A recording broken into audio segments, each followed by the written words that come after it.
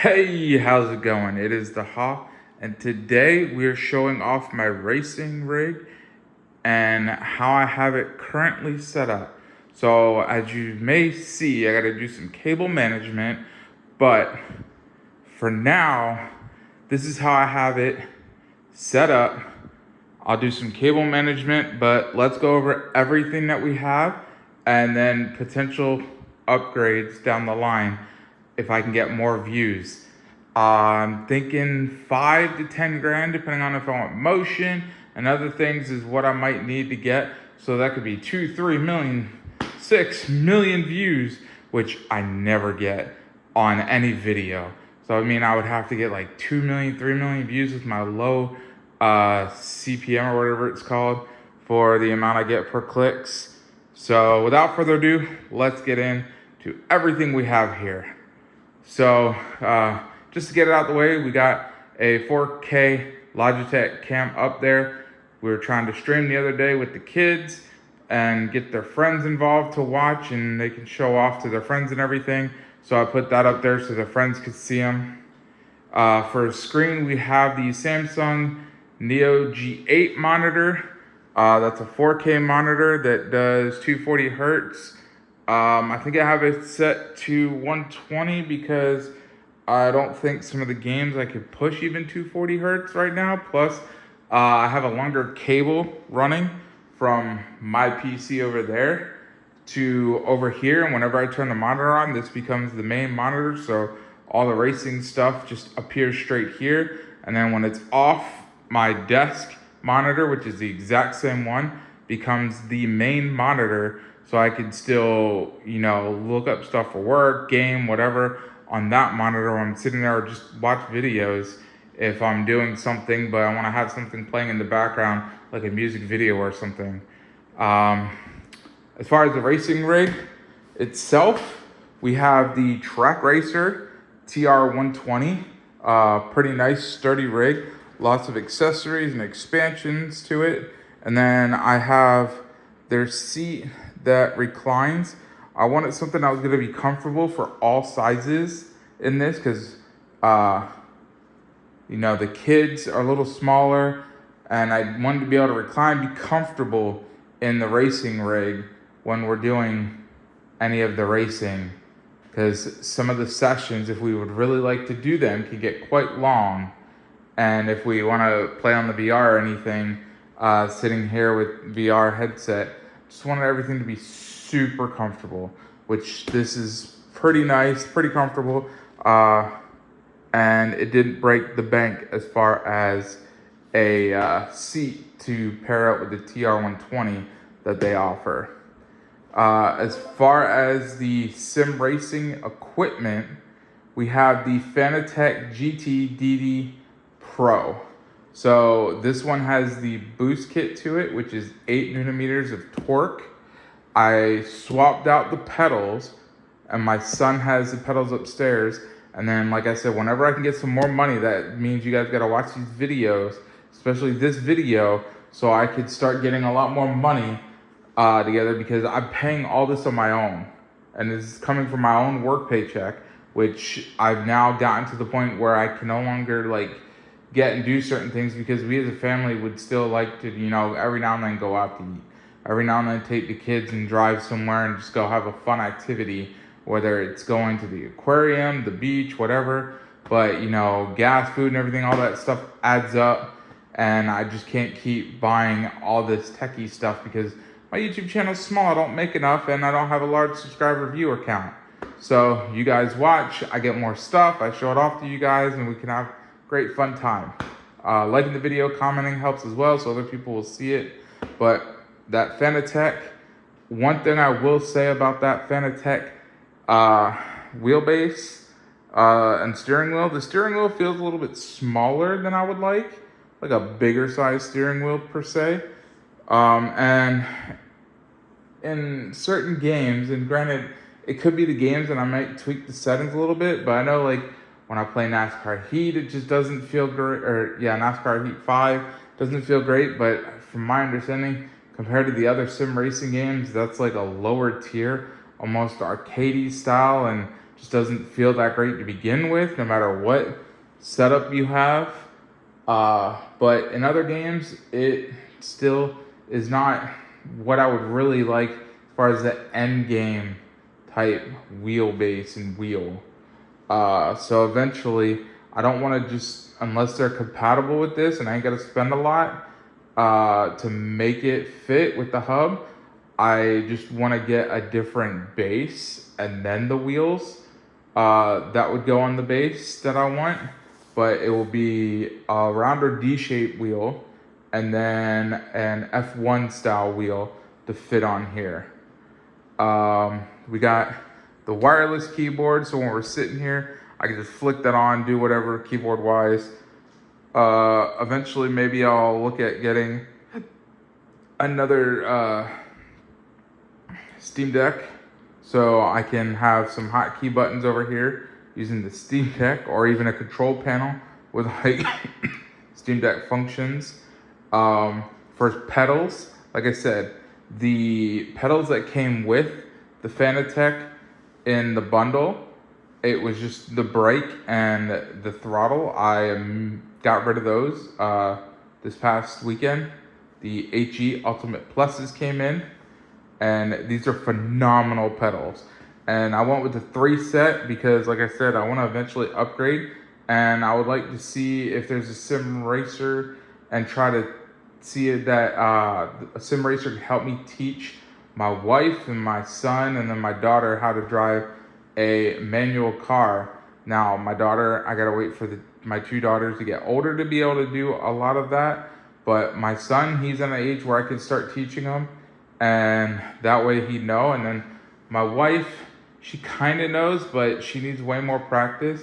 So if there'd be an awesome sim racer that could mimic the response pretty well of a clutch, especially if it can get to that point where you press the clutch in and you can really feel and engage, so it would stall and everything else out if you're not engaged the clutch enough. That would be amazing.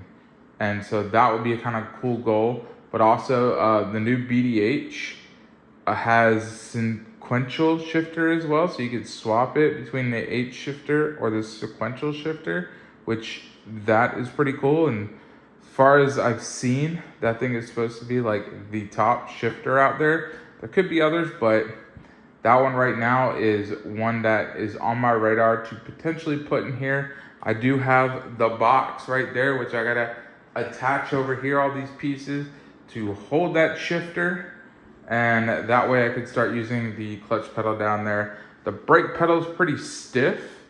I've gotten used to it, but it is definitely much stiffer than what I'm used to in my GTR when I'm out using it, or any other car for that matter. But the GTR is the only thing I have that's as close to what a race car would be, and that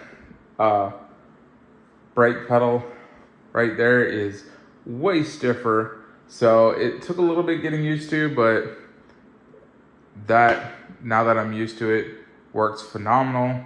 And little tweaks and customizations you could do are amazing. And then we have the throttle, which I set it to an S curve, and that throttle is so awesome compared to the Fanatec one that I had. When I put it on the S curve now, I'm on certain tracks and I could just feather the throttle instead of having to tap the brake a little bit. I just barely let off the throttle, when before you'd either let off the throttle a lot or you tap the brake. And I really didn't like doing that. I just want to be able to do like my car. You just let off the throttle a little bit, and then you go coasting around a small little S curve or something, and then full throttle and you're gone. And I can do that phenomenally with that. And I have the single monitor stand right here, and I wanted this to be away from this whole base down here. And eventually, if I get it where the base will move, then the D-box, I'll go ahead and I'll lift this up a little bit, but I wanted that to be pretty far down where it's not going to hit up against the steering wheel down here, but it's still pretty spot on. And then I kind of shifted it over a little bit so I could have the cable management box there for the power strip. I just need to get something that's going to allow me to have where all my little like robot vacuum mop one, if I can get one down here that's a robot mop vacuum, and have it just drive over the cables with one of those cable runners and have the cables going along the wall. And then for those games where VR, instead of triple screen, we're gonna use VR because it gets you more immersed into the game than a triple screen setup. And I just didn't feel like the money to spend on a triple screen, even if I did have that kind of money right now, it's not worth it compared to other things that we have, other projects and things going on. And like I told the kids, any money that I get from this YouTube channel, especially when they're on and doing stuff with me, that money is going to be cut in half. Half goes to taxes. The other half, it's going to be part of it for like a quarter of that would end up going towards whatever the kids want. And then the other quarter is going to pay off the bills. So that would be 100% of the money where the kids get at least a quarter of it and half is being put away for taxes. And I told the kids, it may not be half that are needed for taxes. I know the 50% of your income's not going to taxes, even though it feels like it, not going to taxes. But I want to make sure I have plenty of money when tax season comes, so I can just use it to pay down those tax bill, and anything left over that's in the bank when I file the taxes and I get the return to tell me how much I owe for YouTube, I'll take that extra money that's not going to taxes that was saved up for taxes, and we could do a trip. We can go buy things for the kids. You know, I'll let the kids decide depending on the amount of money left over. I mean, right now it's not a lot, so it'd probably be like, hey, let's go to the comic book store. They have cards, comics, whatever. You want to go to Dave & Buster's or Best Buy, Walmart, whatever. Buy you something online, yada, yada, yada, whatever the kids want. You know, I don't want to be like some of those other channels where people are saying that the parents are exploiting the kids and then they get something and the kids, what are they really getting out of it? I want the kids to have a fun, enjoyable time. There's going to be lots of stuff in this basement to do. So knowing that, I want the kids to feel like when they're on here, they can have fun with us, their friends, and then any money generated, they can get and spend when I get it per month. So I hope you guys enjoyed, but for now, the upgrades, like I said, the BD8 shifter, the Invicta, I believe is what it's called, for the wheelbase will be the upgrade. And then they have a, was it La Prima Formula 1 style wheel to go with it. And what's it called? The GSX wheelbase, the D-shift wheelbase. So those are what I'm looking at for the next upgrades. And when you encompass all that in just for the wheelbase and the wheels, that's a little over $5,000. And then the D-box, if I want to add motion to the setup, that is another over $5,000. But for now, this is a phenomenal setup. Like I said, I'm only nitpicking at little things. Like when I play a Assetto Corsa Competition, or Automobilista 2, I have no issues when I change the settings.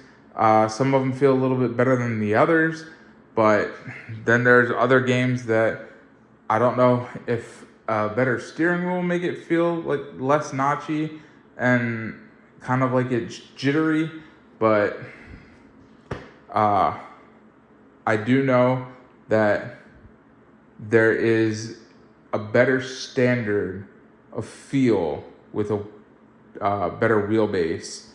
And so I'm thinking it's just going to be time to get out of the Fanatec ecosystem and go with that Invicta. That will be a heck of a lot better.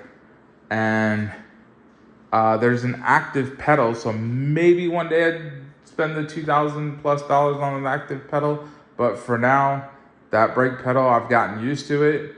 It is stiff, but it's not that bad. And I modified the settings of it so that way I don't have to press super hard to be at 100%, but also the kids don't have to press super hard to be at 100%, because I have my son and my daughter that will race on this, and I do change the settings. So even if I get like a better wheelbase, like that 27 Newton meters of torque, no way in heck am I using 27 or even half that in torque.